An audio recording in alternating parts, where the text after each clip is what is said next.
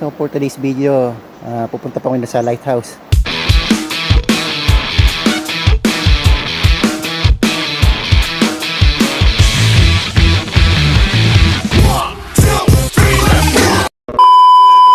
Ito po yung mga dadaanan niya, yung trail.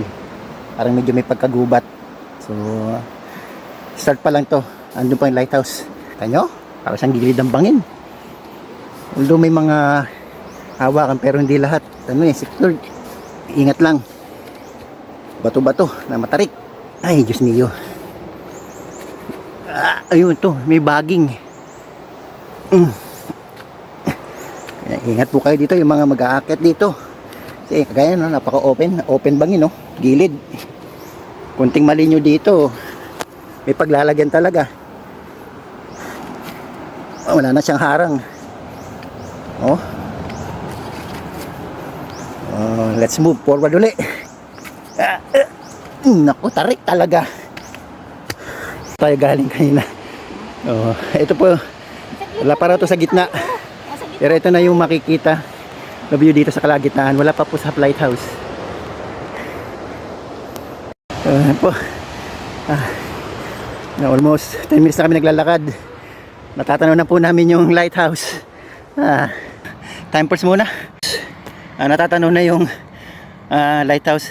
Ilang dipa na lang yan. Pero hindi ko kinaya.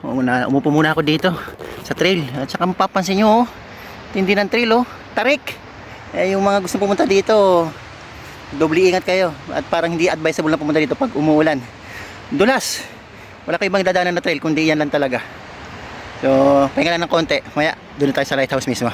Doon po sa nakikita nyong red na bubong, yun po yung drop off. Plus mula doon, magla-login kayo, magre-register kayo bago kayo makapasok dito or makapagsimula mag-trek. So, almost dito na tayo sa ibabaw ng lighthouse. Ito na po yung matatanaw nyo dito. Ganda! Sulit naman. By the way, almost 15 minutes po yung trekking mula doon sa drop off. Ganda!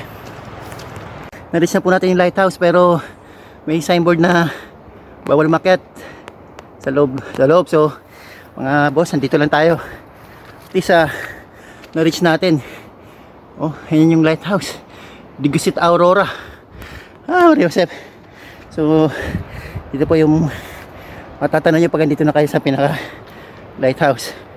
Sa labas ng lighthouse. Yung malayo.